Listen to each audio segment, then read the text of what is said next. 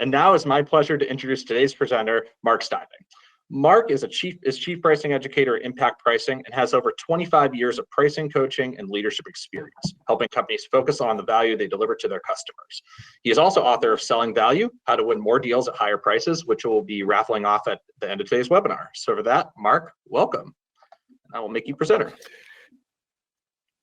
All right, thank you, Nick. Welcome, everybody. Today we're going to talk about this concept of selling value, which is what Leverage Point does completely. But when I think about selling value, I start with the following concept, and that is customers trade value for money or money for value.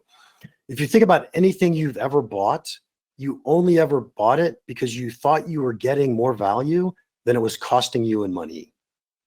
And if we believe that's true, then what we want to do is understand what does value mean to our buyers, to our marketplace. And it surprises the heck out of me, but as I work with many industries and companies, it is rare for companies to truly understand how their buyers perceive value, and especially how they go learn about that value. Hopefully we'll give you a couple insights today. And so let's start with one of my favorite examples. This happens to be Howard Hughes Sr. He is the father of the Howard Hughes. We all know the playboy in the 20s who built Hughes aircraft. Turns out Howard Hughes Sr. is the one who made all the money, and he made it by creating this two-cone drill bit. It's the picture you see on the left. That's the patent application. And the one on the top middle, that's what drillers used to use when they were drilling for oil. And so the question becomes, what's the value of having this big two-cone drill bit? If we were just thinking about value, we would start out by saying, hey, look, the standard fishtail bit's 2 1/4. This Hughes two-cone bit, it costs $50 a month to rent it.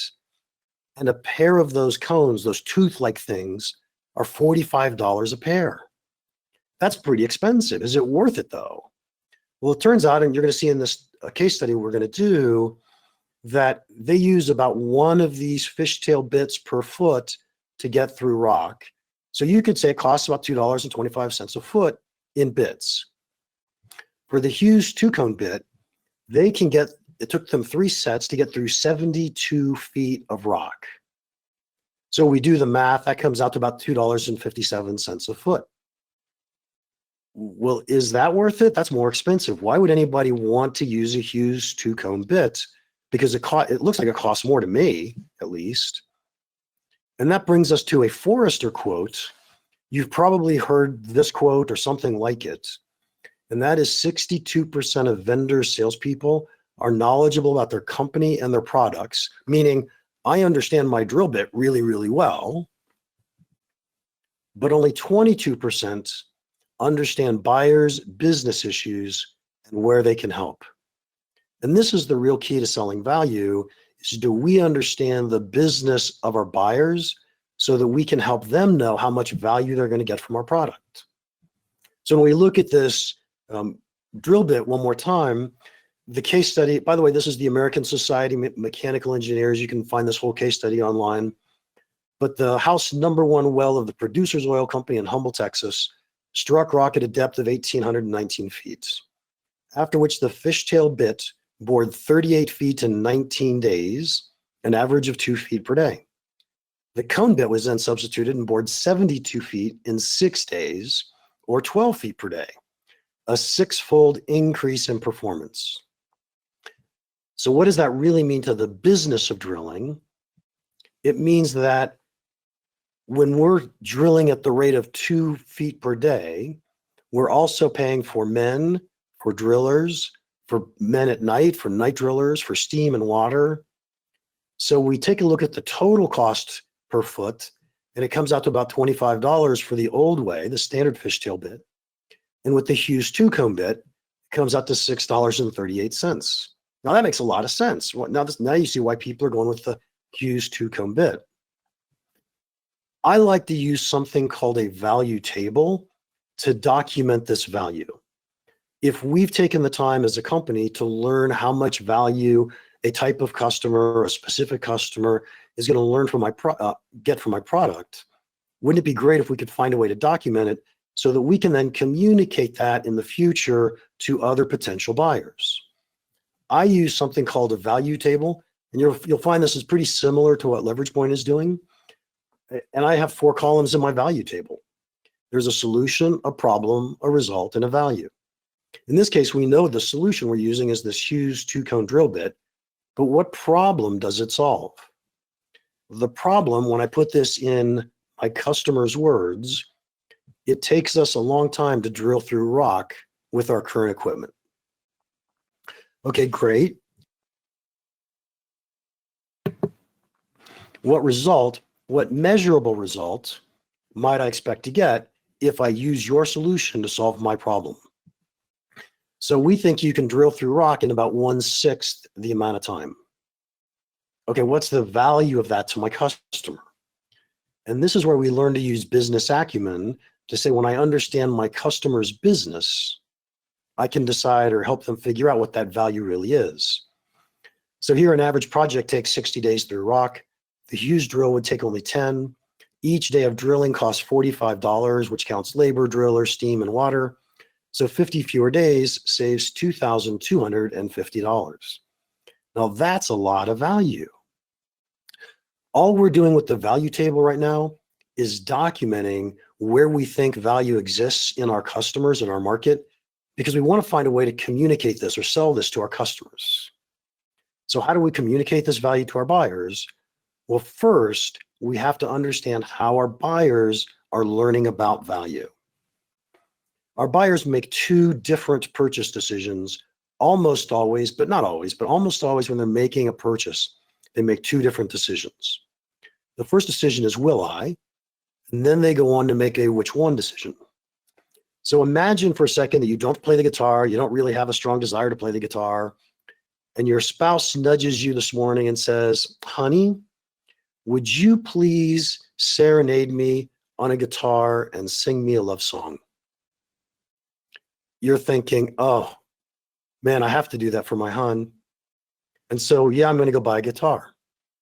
So you just said yes to the will I.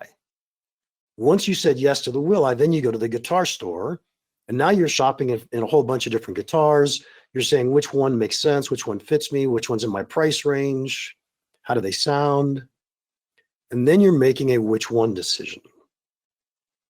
This happens in a lot of our purchases.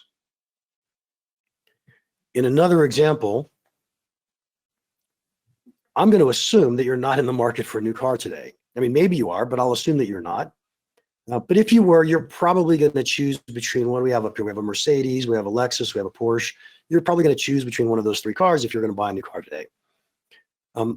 But let's say you're not in the market, and then Lexus sends you a coupon that says, hey, 10% off any car in the lot. Does that change your mind? And the odds are really good. The answer to that is no. Because price isn't driving the will I decision. Something else drives that will I decision. So then one of your family members totals the car in an accident. It wasn't their fault, of course, but the car gets totaled. Are you now in the market for a new car? Yeah. So something else drove that decision. What do you do once you decide you're in a market for a new car? Well, you decide I got to go look at a bunch of different cars and figure out which one is the best one for us. Now we're going to go look at Mercedes and Lexus and Porsche and try to make that decision. We've put together a buyer's value map. And this map is in place so that you can start watching how your buyers are making decisions as they're learning about the value of your products. And so what we show on the x-axis is our buyers typically start with a will I decision, and then they have to move to the right and say, okay, now which one am I going to go buy? Most of the time. So when buyers are making that will I decision, they are using inherent value. What's the value of solving the problem? They're asking, is this a problem that's worth solving? Is it in my budget? But they are not price sensitive. Now, this, by the way, is a really, really important point, because what you're doing in the car situation is you're saying, hey, here's why you need a new car. If you're a salesperson, here's why you need a new one of these things that we sell. Once someone says, yes, I need one of those, I need a new car, I need a new refrigerator, I need a new piece of factory factory equipment, whatever it is, then a lot of times they go on to say, okay, which one am I going to go buy? And now we're talking about relative value.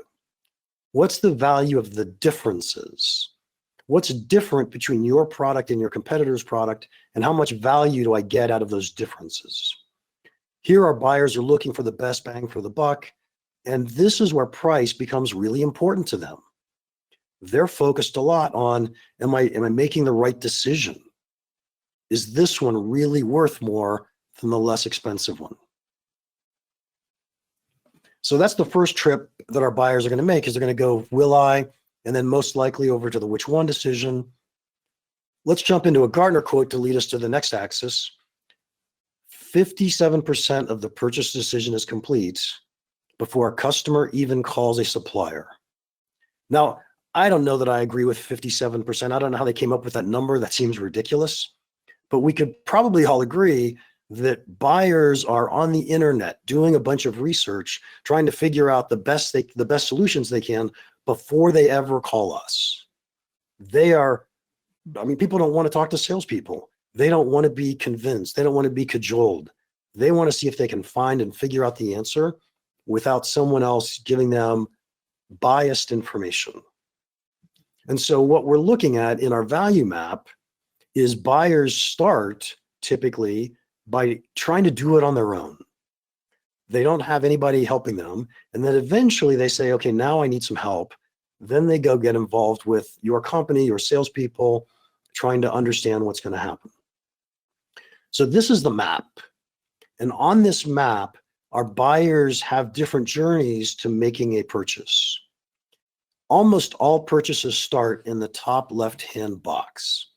So they start realizing they have a problem that they want to spend money to solve, and they realized it without sales or anybody else getting involved. So you crashed your car, your refrigerator broke, you lost some deals because your CRM was horrible, right? Whatever the reason is, there's something that caused you to say, hey, we need to go solve this problem. Then the buyer is going to go through one of three different journeys. Actually, there's probably more journeys, but these are the three that'll really explain what's going on with the map. Those three journeys are the analytical journey, a relationship journey, and a trust journey. And as we go through each one of these journeys, I'm going to jump back to the car example for a second. But let's set up the scenario so we can talk through it. And I want to make this sound as much like a B2B sale would normally be. So let's pretend that you just got a job as a new realtor and you're driving a beater car, and you know that you need a better car if you're gonna be successful in the real estate business. So now let's jump. In fact, you've got a mentor. Let's do that. You've got a mentor, and your mentor in the real estate business says, your car sucks. If you expect to do well, you need a car that shows you're being successful. So let's jump into the first of our three value journeys. And this first of the value journeys is called an analytical journey. So what is it that you might be doing? As soon as your mentor says you need a new car, you jump online, you start looking at the different cars, the different prices. What do you think you could get away with? What do you really want? You're trading off features and image, and price is really important in all this. And the last thing you want to do is go take a test drive with a salesperson. And you're like, no, I do not want to talk to a car salesman. But eventually you get to the point where you're like, well, I kind of like this one a lot, or maybe these two a lot. I'm going to go check them out. And then you take the step down to say, let's get a salesperson involved. From the salesperson's perspective, this is the hardest sale of all, because the buyer has spent a bunch of time in their own mind setting what they believe to be true and choosing who you're going to compete against. And once you get down here, you're simply in a bake-off. These are where the most price-sensitive customers are. In a B2B space, these are also the customers who are probably lower in the hierarchy. You'll rarely see CEOs or executives here, but if you've got low-level managers, maybe directors, they're probably saying to themselves, well, if my boss asks me a question, I want to make sure I have the answer. So they're asking as much as they possibly can. They want a ton of detail. And so you could think of that as the bake-off stage, where they're really, really pushing it. So buyers on an analytical journey are price sensitive, want a lot of information, and when they're talking to you, what they want to know is, how are you different from your competition?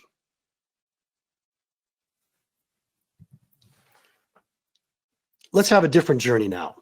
Let's say your mentor says to you, your car is really bad, but can I suggest you go talk to Joe at the Lexus deal over here?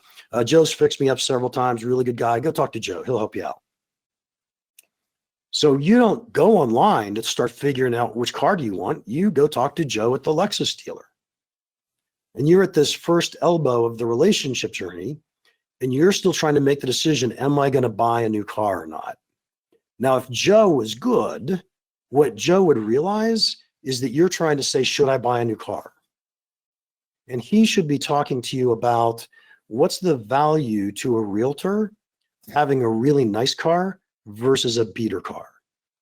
What's the odds you're going to close more deals? What's the odds you're going to find more clients? What's the odds your confidence is going to be big enough or better so that you're going to close more deals and win more clients? So Joe does a fantastic job. You're all pumped up. You're like, yeah, I got to get a new car. And you say to Joe, thank you, Joe. I really appreciate it, but I really have to go look at a couple other cars first. And so then you move over into the which one decision, and you go look at the Mercedes or the Porsche, some other car here. Notice though, you're less price sensitive here than you were in the analytical journey. Joe has won the advantage because you like him. He's helped you figure out this is a really good thing. He got a referral in. So in a relationship journey, if we can recognize that first, then we get the advantage and are likely going to win the deal at a higher price than we would if we were winning a deal on an analytical journey. And that leads us to our last of the three journeys. And this one's called a trust journey. Trust journey starts out exactly the same way the relationship journey starts out. Your mentor says to you, hey, you need a new car, go talk to Joe. You go talk to Joe. Joe's super nice. He tells you all the advantages of having a new car, how it's going to help your career. You say, thank you, Joe. May I buy one, please? And you never go talk to a competitor. When this happens, your buyer was not price sensitive. There was no need for a big discount. And we need to make sure that we, A, recognize that situation, and B, don't mess it up by bringing up competition. So when our buyers are on a trust journey, the only thing we talk about is the value of solving the problem. As far as we're concerned, there is no competitive alternative. Now, many of you are probably sitting there saying, yeah, I get that, Mark, but it turns out I don't have any of those types of buyers. And I would argue that's probably not a true statement. There are lots of products and situations where people are only making a will-I decision. So if you're using an iPhone today, my guess is you're probably saying to yourself, should I buy a new iPhone or not? What you're not saying is, should I buy a new iPhone or switch to Android? You are on a trust journey with Apple. Same is true with utilities, your electric company probably. In the B2B space, this is pretty easy. When we have add-ons or options to our products and we're talking to our current customer base, they typically can't go buy those from anybody except for us. The product forces them to be on this trust journey. Sometimes we have will-I situations. So it's a product that would normally have competition, but we found a buyer or a situation where they say, okay, I'm not going to look at the competitive alternatives. So obviously popcorn at the movie theater, last gas for 75 miles. These are distribution constraints where we know people are only making the will-I decision. So they're essentially on that trust journey. But what about other situations? How about relationships? If you have someone who's bought from you in the past and you've treated them well and they like you, they may not go look at a competitive alternative. They're on a trust journey. What about a referral, like the example we were using, or the mentor says to you, hey, come go talk to Joe at the Lexus dealer. These are situations where buyers may not be looking at competitive alternatives. I was once teaching, working with a company that sold fire hydrants. And when I talked about this concept, one of the salespeople were like, no, there's never been a time. I always have competition. And his boss was sitting next to him and he said, what about Cincinnati? Didn't Cincinnati just write you a check and didn't go look at competitors? So what I would argue is open your mind, think hard. There are times, there are situations where buyers are not looking at your competitors. And we need to be able to recognize those and treat them well. We need to always assume our buyer is on a trust journey until you know otherwise. I live in Reno, Nevada. I go to the Reno rodeo every year. Not every year, maybe every other year. And I remember 10 years ago, I was at the rodeo and I've been using a Cook Shack smoker, which is an electric smoker. You put a few smoke pellets in and, it cooks the meat. It's, I thought it was really neat, but I never got that beautiful red smoke ring that a lot of people get when they smoke meats. So I'm walking through the rodeo and there's this guy that's got this wood pellet smoker and he's telling me about it. I was like, this is pretty fascinating because you actually cook with the wood pellets and they're burning and that's where the heat comes from. And so the smoke gets in the meat and you get this beautiful smoke ring and oh my gosh, it's delicious. He almost had me sold. And then he said these magic words. He said, it's just as good as a Traeger, only much less expensive. And I, of course, said, well, what's a Traeger? And he goes, oh, it's just another brand of wood pellet smokers. So, of course, I went home, looked it up online. Traeger happens to be the biggest brand in the world in wood pellet smokers. I bought a Traeger instead of buying from him. If he hadn't brought up a Traeger, I was on a trust journey with him. And he's the one who said, oh, go look at my competitors. Big mistake. So we always assume our buyer's on a trust journey until you know otherwise. Let's say we have all this information now. We've gathered a bunch of value table rows. We know all the value of our product. We now are looking for the way our buyers are going through their journeys. Now we want to talk to them and somehow convince them that we have tons of value to solve their problems. How do we do that? Well, I want to go back to the HUGHES 2-cone drill bit. And essentially what I want to say, I'm going to be a salesperson for the HUGHES 2-cone drill bit for a second. I want to walk in at someone and say, hey, we're going to save you $2,250 if you use this bit. But they're not going to believe it. There's no way I can walk in and tell somebody that. You've probably heard of or used an ROI calculator. I'm not a huge fan of them either, although if I don't have a salesperson involved, I'm okay with an ROI calculator. But if I have a salesperson involved, what an ROI calculator typically does is it says, hey, go ahead and enter all this information, and we're going to tell you how much money you save. So if I go back to the 2-cone bits, what if I just said, hey, go ahead and enter all this information on how big the rock is and how many days you're going to take, and oh, here's how much money you're going to save. It turns out the buyer still doesn't believe me. They think that we don't really know their situation. They think that we've made some weird assumptions. They just don't believe it. We want to learn to have a value conversation where our buyers believe the value that we deliver to them. And how do we do that? Well, first, let's make a couple assumptions or a couple statements that I believe are absolutely true. You don't know the value of your solution to a specific buyer. You don't know that buyer's situation well enough that you could say, here's how much money we're going to make you if you use our solution.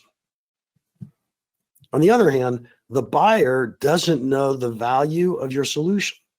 They've never done this before. They don't know all the different places inside the company it's going to impact, all the different places where they're going to get value from your product. If we truly want to understand how much value is there, it takes a value conversation. A value conversation is us working with our customers, our buyers, so together we can determine the amount of value that's there. Now we have to think about the attitude that we walk into this conversation with, because intent counts way more than technique.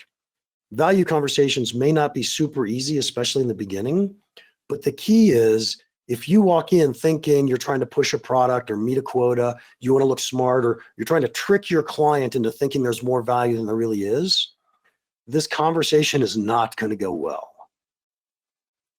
On the other hand, if you walk in saying, I'm trying to figure out how I can help the client make more money, how can I help the client be more successful? How can I help them maximize value? That's exactly what this conversation is.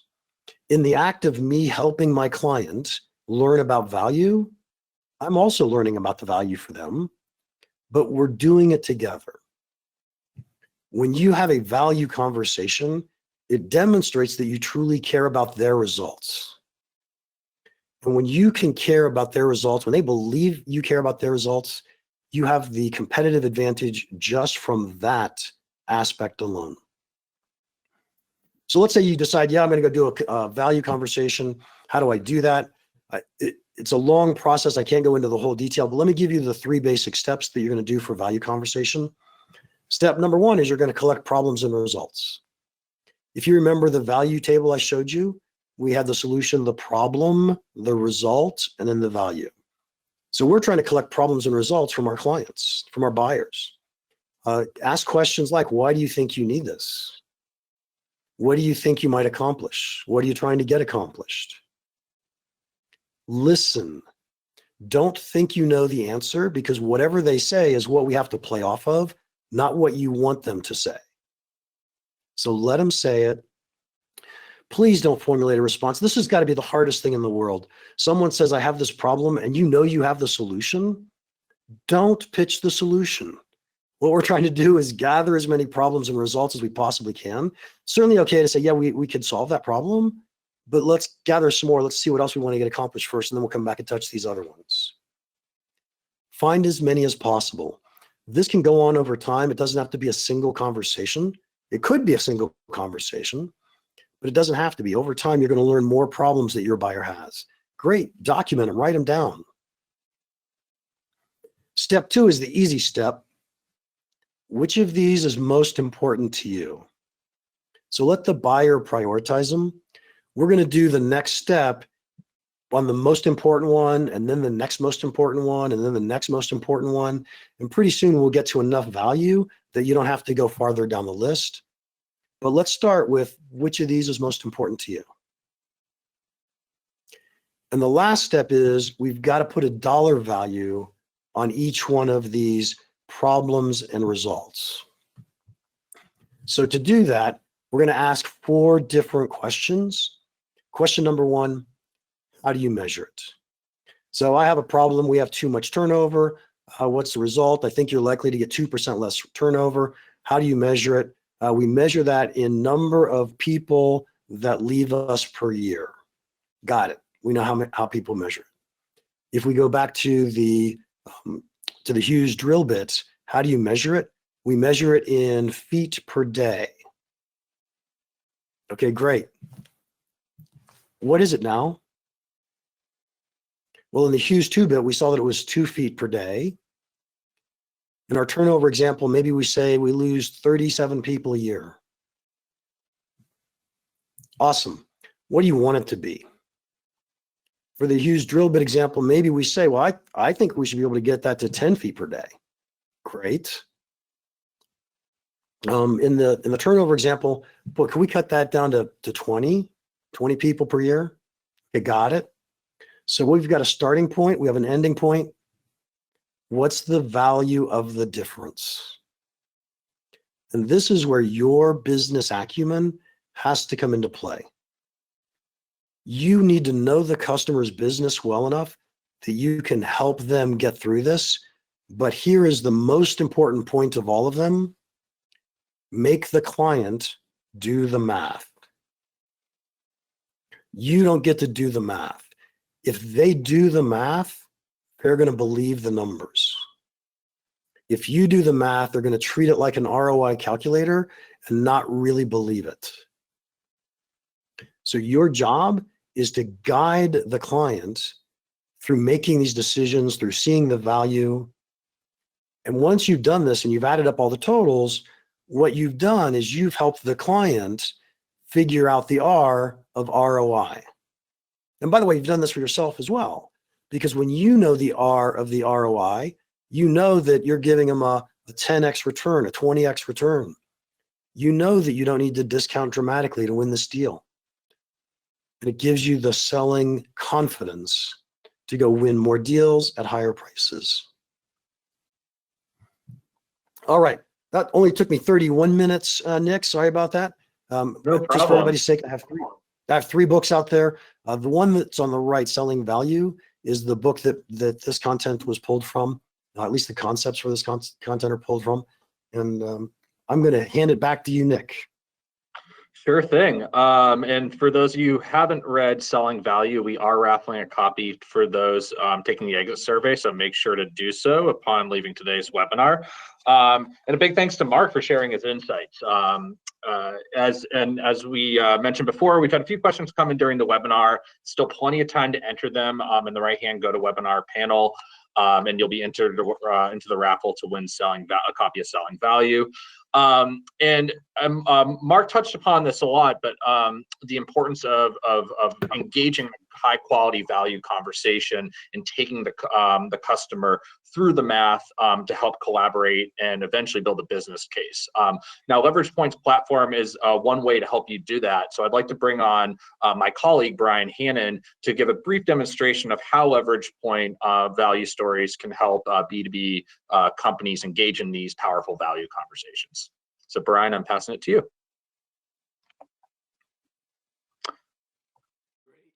Great. Thanks, Nick. And thank you, Mark. Mark and I deal with these value conversations every day. And I think he hit on some really great points in terms of, in the past, I think these value ROI calculators have been created.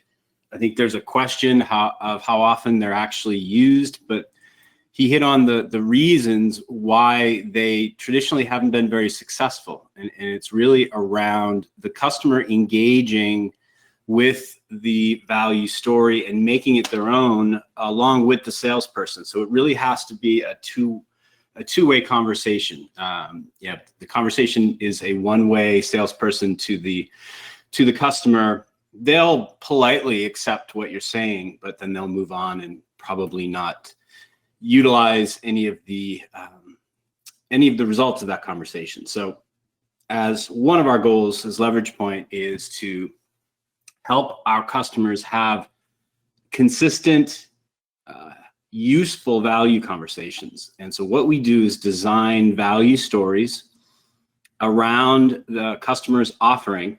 And we do it in a way that hopefully utilizes many of Mark's points. We speak with our customers in terms of what their sales process looks like. We talk to them about when in the sales process they should be having a value conversation, and then how best to design a tool to help them do that. One of our approaches that we use with customers to try to really address the belief factor of a prospect is really talking about a value story initially as a case study, and allowing a salesperson to approach the conversation with the customer that, hey, I want to learn more about your business, and I will learn more about your business over time, but we can start with explaining how we've generated value for other companies, and maybe through that conversation, the customer can start to see some areas that it might apply to them. And by doing that, the salesperson sort of lowers the bar a little bit in terms of engaging them and getting them talking, getting them providing feedback.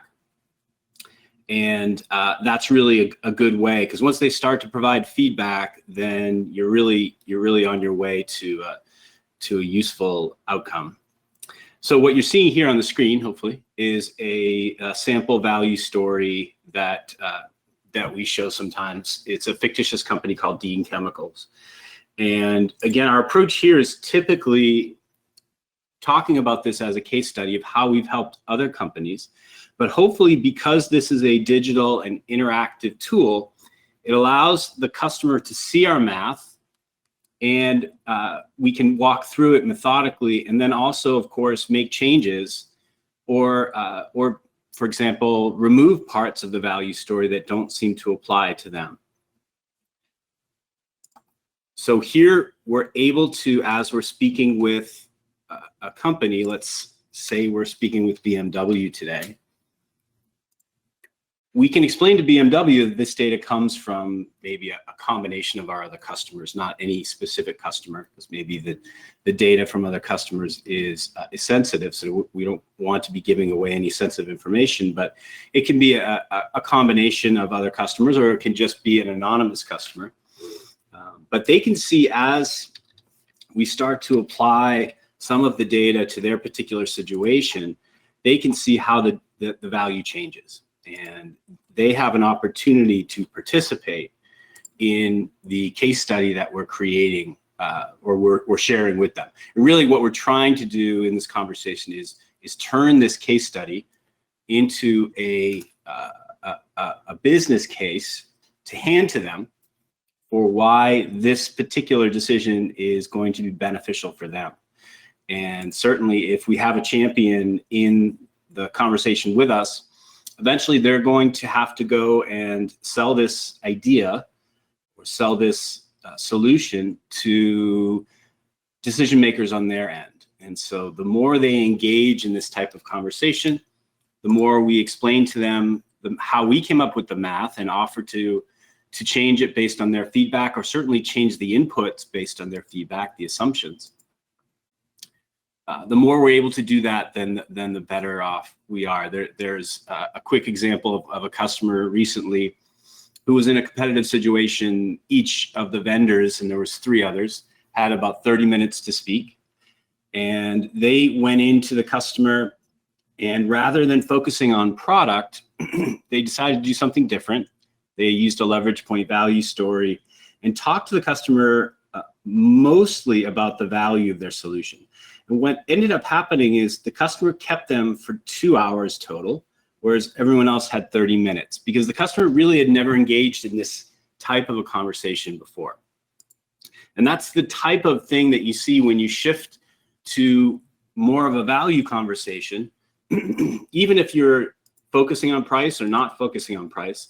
But when you give them an opportunity to participate, it really changes the game. And this customer of ours ended up winning the business, but they were convinced just from that 2-hour meeting that they were able to get that this was a useful thing to do.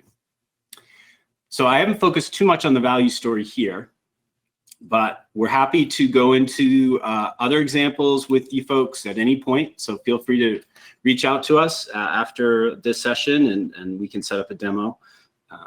And hopefully get into examples that might apply to your business and answer any questions that you might have. So that's my story, Nick. All right, thank you, Brian. And if you're interested in seeing more, and especially maybe an example that's relevant to your industry, whether you're in manufacturing or chemicals, software, you name it.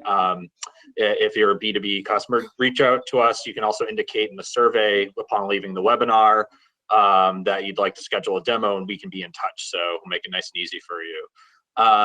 And with no further ado, I think it's time for the Q&A. So Mark, I'm going to go camera on. Got some good ones. Yeah, hang on a second. Nick, wait. Don't ask me anything yet. Yes. I want to say something about what Brian just talked about.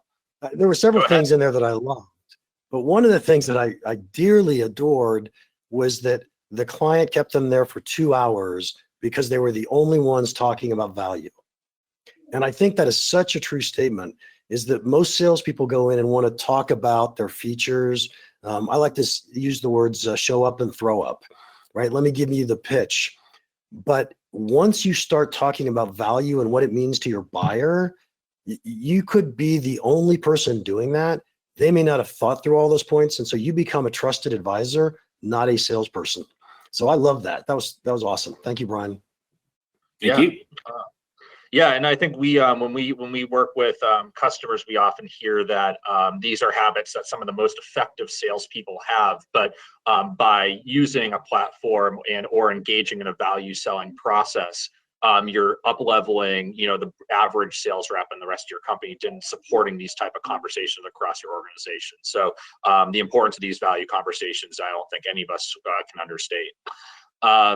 So Mark, I've got a fun one. So you're the fishtail drill bit sales guy. So I'll take you to your side job, working for Mr. Hughes. What do you do? And I'm guessing maybe taking people through the different journeys that you discussed earlier in your presentation, I think is how I interpret this question. Can you try that one more time? So is the question, if I'm the fishtail guy, the first thing I'm going to walk in, so someone's invited me into a conversation somehow. So let's say that somebody's called and said, hey, we're looking at your fishtail bit. Can you come talk to us about it? So the number one thing to do is figure out what they're trying to get accomplished, right? So what's the problem you're trying to solve? How is it that we could help? What kind of results you think you might have? And we're actually starting that value conversation already, even though we haven't called it out and said that we're going to do a value conversation. We're just capturing what are those most important things that they're trying to do. But the key here is, in no way do I ever talk about my competition. That's the key. So I'm having a conversation with someone, they're loving what I'm demonstrating. They say, oh my gosh, you can go this fast. This is really awesome. And then, and this is a magic sentence. Everybody write this down and memorize this sentence, right? If you want to know, is your buyer looking at a competitive alternative or not? You're going to say the following question. If you don't buy from me, what will you do? So you certainly don't say who else you're looking at, what else you're going to consider. The implication is, if you don't buy from me, you're not going to do anything. You're going to have to go jury rig something. So that's my favorite question from that point. Hopefully that answered the question. I'm not 100% sure. Yeah, I'd say that absolutely answers it. So moving on to another one, what role can marketing play? We talked a lot about sales conversations and impacting a buyer's value journey, both through content and also supporting sales. I would interpret that. Yeah, so fascinating question, because let's go back to the buyer's value journey map that we were looking at. And if you, in fact, go ahead and pull up slide 20 if you don't mind. Sure. But if we go back to that slide, what you'll find is that the whole top row is without salespeople involved. So it doesn't say this, but it really could say that means it's marketing's responsibility, right? Marketing is driving everything that is on that row that says without sales help. So now the question becomes, what should marketing be talking about? And if I were in marketing shoes, I would be talking about the value of solving the problem, hoping that I can find people that are going down the will I path, going down the trust journey or the relationship journey. And essentially what we're doing is we're trying to bring people into the market that didn't necessarily know that they were going to solve this problem, that they wanted to solve this problem. If we spend our time saying, hey, let me tell you how we're better than the competition, then what we're doing is we're assuming our customers are going to go on that analytical journey. We're starting out by telling them, hey, there's competition, go look at that. So I would say most car dealers, if you're going to do marketing for a car dealership, most car dealers could do an analytical marketing campaign and say, here's why we're better. Kia has the ad, we're just as good as a Mercedes, only half the price, right? So I know you're going to go look at other cars, so I might as well tell you why you want mine instead of someone else's car. But if we're in a business where it isn't obvious there's a bunch of solutions, we should be only talking about the solutions to the problems we solve and not talking about any competitive alternatives. And I'm talking about marketing now. I'm not talking about sales. I'm talking about marketing, right? Our job is marketing. One of our jobs as marketing is to fill the funnel. Who are you going to fill the funnel with? People who want to do an analytical journey or people who want to trust a relationship journey? Makes a ton of sense. And also, as a marketer, that's underscores the importance of corporate and brand marketing as well, and just general visibility in the marketplace. Here's a good one. How would you approach a conversation that's centered on like more intangible or harder to quantify value drivers? Oh, those are really fun. So we're gonna have a value conversation, and I go into a client and I say, so what the problem you're trying to solve? And they go, oh, employee satisfaction. Right, our employees are not satisfied, and how the heck do you measure employee satisfaction? What the heck does that have to do with anything, right? And so what you have to do is you have to essentially we're going to peel back the onion, and we'll ask the question. So if we could get employee satisfaction better, what do you think that would do? What do you think that would cause? And then they might say, if we're lucky, they'll say something like, well, we think that would reduce turnover, right? So now I've got something that's measurable that I could use. But what if they say instead, we think there'll be less arguments in the company? Okay, so what if we could solve the less arguments problem? What do you think that would cause? Right, so we're going to keep peeling the onion back until they get someplace that's quantifiable. The thing I love about B2B is in almost every case, you can make a profit argument for any product the customer is going to buy. And we just have to get to the point that they're thinking that way. So we're going to have to peel back the onion. Yeah, and I think that's also underscores the importance of the point earlier you made about gathering information in that first stage of that value conversation. So great stuff. So how about this one? I've got a bunch of questions here. So I've got one on sales. So some sales managers might say that the customer doesn't value features, some features as differentiators.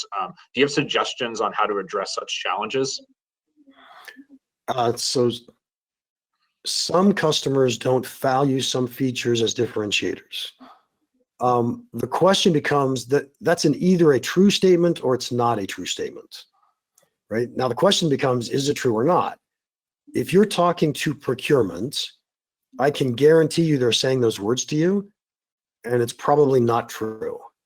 Mm-hmm. If you're talking to the decision committee and they say those words to you, it probably is true, but it may not be true in the sense that they don't understand the value of the feature. So this is where we get to what problem does that feature solve? I would go back to the value table that I showed you earlier in the day and say, you've got a feature. Why did you build a feature? What problem does it solve? What result do you think a client should expect to get? And if the client that you're talking to doesn't have the problem, then it has no value to them. And that's totally okay. We've got other features that have value to them. The whole purpose for this is for us to understand the list of places where there's problems that customers might have that we can solve, the results they might be looking for that we can help them deliver. And we're using that information to pick and choose the ones that are important to our customers. And not everything that we do is important to every customer. Makes a lot of sense on both fronts. And on the procurement point, stay tuned for next month's webinar, which we'll be covering that in much greater detail. So, that's an excellent on getting back to the value, what the customers value in the first place. A related question, I think. So I've got one that says, what is the best way to sell value when the buyer is in the which one mode? So it's actually going to be the exact same thing. Imagine a value table, but the value table, instead of saying, here's the value of this feature, it's here's the value of this differentiation. So let's assume, in fact, it's pretty easy to do. We could have written the HUGHES the HUGHES drill bit story. Instead of saying, hey, it goes too slow, I could have said, my competition goes 2 feet per day. We go, 12 feet per day. And so therefore, I'm actually talking about the value of the differentiation. So it's a fabulous question in the sense that when I'm in the will I, it's always about the value of solving the problem.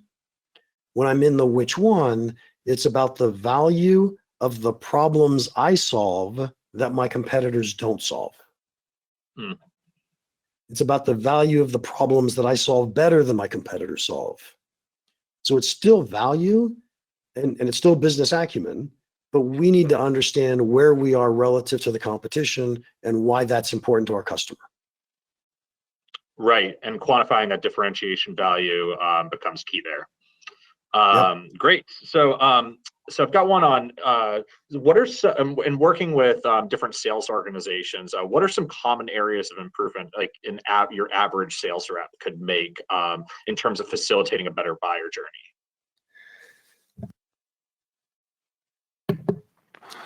Okay, I'm going to say one that is amazingly controversial, and I pseudo mentioned this at the beginning. Learn how your customers perceive value. I talk to hundreds and hundreds of people, and almost nobody knows how their customers perceive value. It just shocks the heck out of me. And if you as a salesperson can learn this, you will be hands down farther ahead than anybody else. Even if you didn't use all the techniques and tools that I'm showing you, that Leverage Point gives you, if you just understood value the way your customers understand value, you would be so far ahead. So I think, without a doubt, that's the number one thing. Go figure out what that value means to your customer. Oh, by the way, here's a quick aside. It is pretty common for me to start an engagement with a company, and I'll say, what are the things your customer values? And we'll write them down. And then we'll go do a few calls to customers and say, why did you buy this product? And guess what? It's never what they wrote down. It's really, really interesting, and actually leads into our next question. So we've got a few that are kind of Leverage Point specific, and we can follow up with everyone asking those questions as a one-off. We work with pretty much all differentiated B2B. So if you have a B2B offering that's differentiated, we're happy to talk with you. We have experience across a whole host of B2B verticals. But while we have Mark here, I have a couple on that are specific to him. So one was, what does it look like to work with you, and what does a typical engagement look like? I call myself a pricing educator, and so I typically teach companies and I advise companies. So typically what will happen is someone will hire me as an advisor. We take an hour a week and have a phone call. As an instructor, we'll just figure out what the right program is for you and put it together and say, how do we do that? And what's the follow-on program going to look like? It really depends on the situation that you're in. Great. Yeah, and if you want to reach out to Mark and learn more, we do have a checkbox in the exit survey. So if you're interested in learning more, make sure you do that in the exit survey. And the last one, I think this is a good place to close. Could you describe a success story of one of your clients in adopting value selling? And I love these because I think we both share the belief that value selling is one of the best ways a company can grow their commercial performance. So is it okay if I take a really small company? Is that okay? Didn't specify, so go right ahead. Oh my God. So there was a young lady who does drawings of events on the fly. So you could go to a wedding and she will paint or draw a picture of your wedding while it's going on. It was just incredible.